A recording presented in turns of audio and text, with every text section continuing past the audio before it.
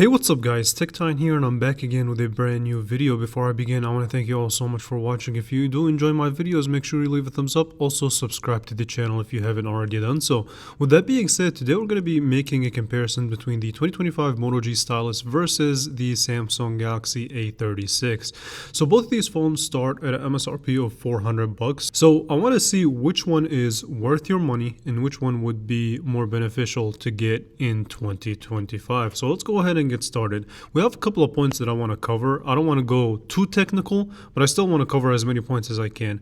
One of the main things that we have to look at when comparing these phones is obviously the design itself. Now, when it comes to looks and things like that, these are all subjective, but in my opinion, the 2025 Moto G Stylus 5G is the better looking phone than the A36. So one of the things that makes the kind of 25G Stylus a little bit better appealing in my eye is, first of all, the color options. So with the US model you only get black. With the A36, with the Stylus, you get this kind of vegan leather material that's a very similar theme to the previous generation, and in this kind of blue color it looks really nice. And you can also tell that they did a lot of work in making sure that they put as much attention to detail as they can.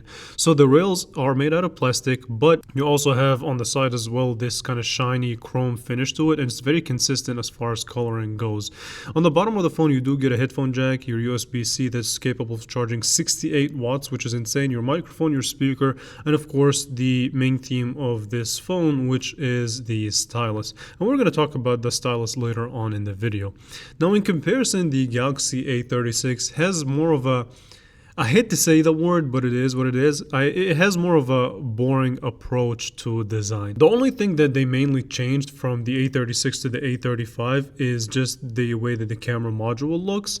And that's not really a huge change. It does give it, I guess, its own kind of look, so you can tell the difference between the A35 and the A36. But it's nothing too crazy. It still has this glossy black material finish to it. And the sides are made out of plastic, and you still get the indentation that leads to the power button and the volume up and down. But overall though, it's a very familiar design, which is not always a necessarily bad thing. It's just not different. You do not get a headphone jack, so if you are a headphone jack user, you're just not going to see it here. You will get your USB-C that's capable of charging 45 watts. No wireless charging here, but the Stylus 5G does have wireless charging. I do really like the 2025 Moto G Stylus's design way better than I do with the Galaxy A36. So you can give that point straight to the Moto G Stylus in my opinion. So as far as the display of both of these devices go, there are some differences here, but I want you to decide if they're major to you or not. Now, one of the first things I want to say is that they both have an AMOLED display, with the Galaxy A36 having a 6.7-inch display. It is an AMOLED and it's fairly bright. It does reach a max peak brightness of 1900 nits. It does support 120 Hz of refresh rate, and it also does have Gorilla Glass Victus Plus as far as your screen goes, and it is 86.5% screen to body ratio. So a well-respected display for the $400 price point for sure. I really have not so much to complain about here.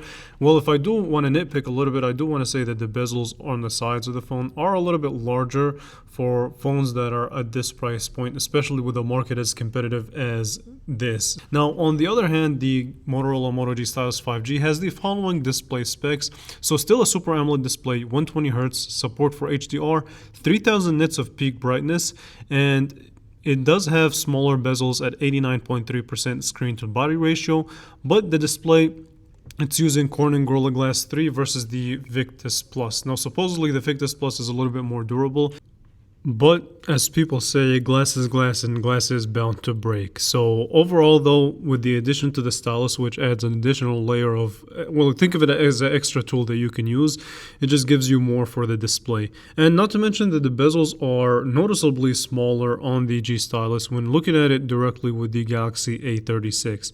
So I want to say that both of them, again, do have respectable displays, but the numbers and the statistics say that the Moto G Stylus does have the better screen. screen here.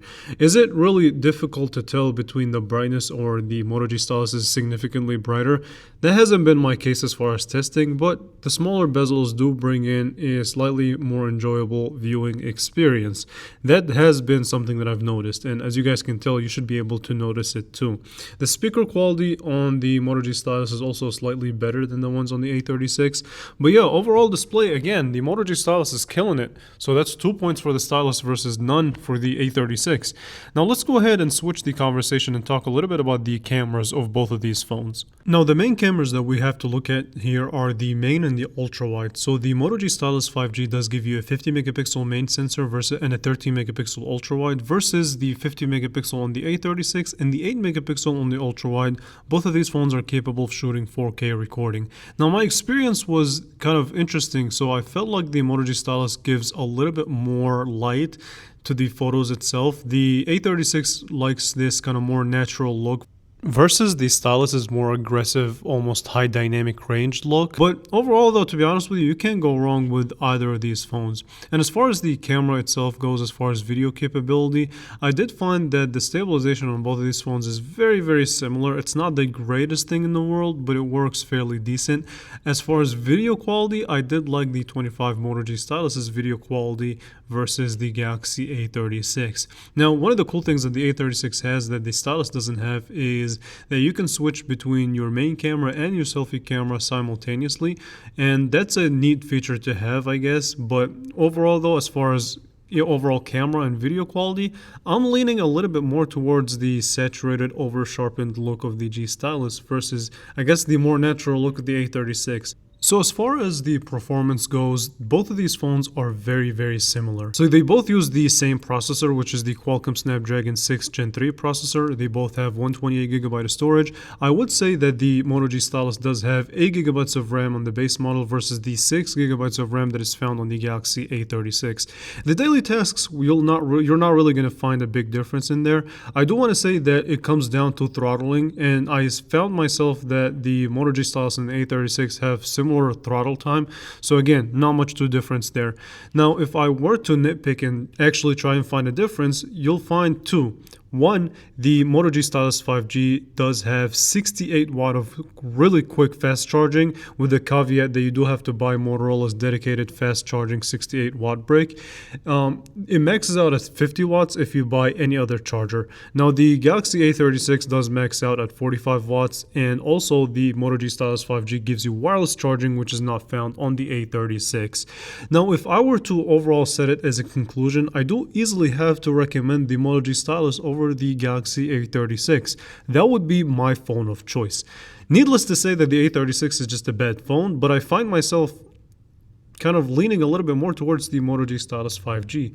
I think it's more intuitive, it's more practical, it's a little bit more different than the just typical Galaxy phones that we've seen over and over again.